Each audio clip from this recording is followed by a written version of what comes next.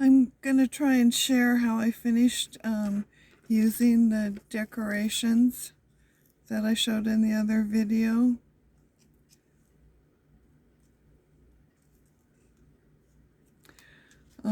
And if also the way I've figured out how to do these little stars. First, I ended up putting the glitter first on the edges, and then the glitter glue, and then I kind of tipped them a little bit this way so that if any of the glue spilled over, it would go to the back side. And then I put the glitter on the back side, dried them, turned them over, put the glitter on the front edges. Now on the Santa Claus heads, what I ended up doing with them, I found the easiest for me was to use double-sided tape and just put it around the edges, and then then I used the eyelash fibers to stick to the double-sided tape, and then I put glue, a couple of glue dots around inside his head and around the edges. Then I just squished him on and held him for a little bit. Okay, so this is the final card, and that they're going in. This is an image that I got, a free image off of Creative Fabrica, and inside this is just says happy holidays. My grandmother taught me this recipe in 1960 when I was 10. Okay, and then there's the recipe, and so it's this way, and then it just prints. I printed it out just on it's 8.5 by 11. Okay, and then once it was printed out and I trimmed all the white space off, then I just pulled it down. I found this where I wanted to fold it, and I pinched it a little bit there, and then laid it down, and then matched this edge, and then there. Okay, then I just flipped it over, and it was like this, and pressed it, turned it over, pressed it again.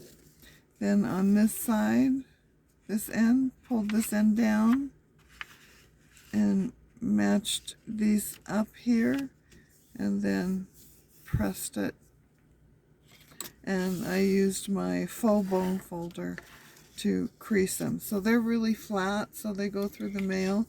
And the last batch I sent, they went through for just one stamp. Okay, now, and on all of these, there's a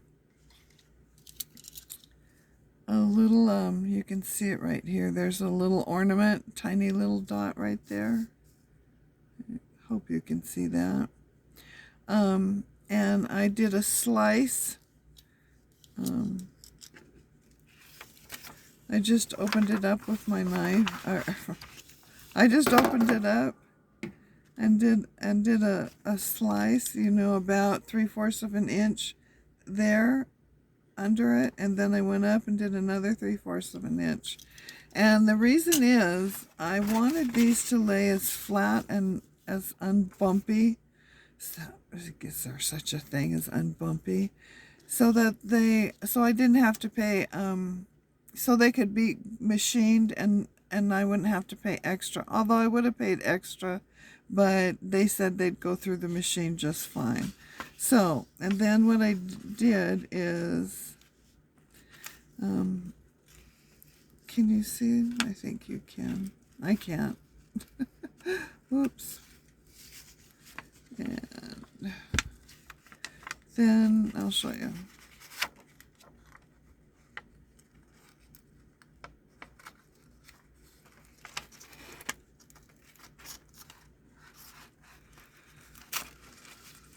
This stuff frays so much. And on the other ones, after I did this, I put a knot in the end. I'm not putting a knot in the end this time. Okay, so what I've done, so it's kind of thick and bumpy right there, where the, I don't know what this is called, where that's tied on. So I've tucked that underneath the paper.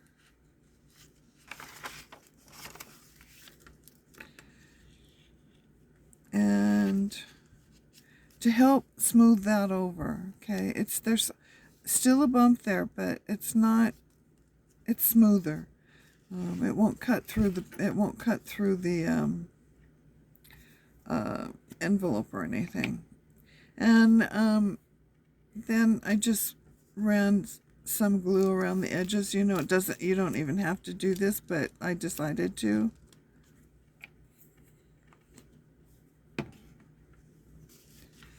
And closed it down.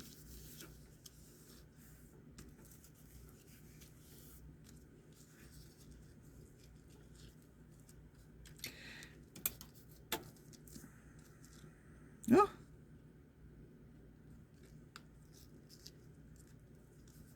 Okay. Well, I'm not sure why they don't want to stay. Oh, it's interesting. Okay. Well, they'll stay once I put them in the envelope. Okay. Oh, thanks for watching.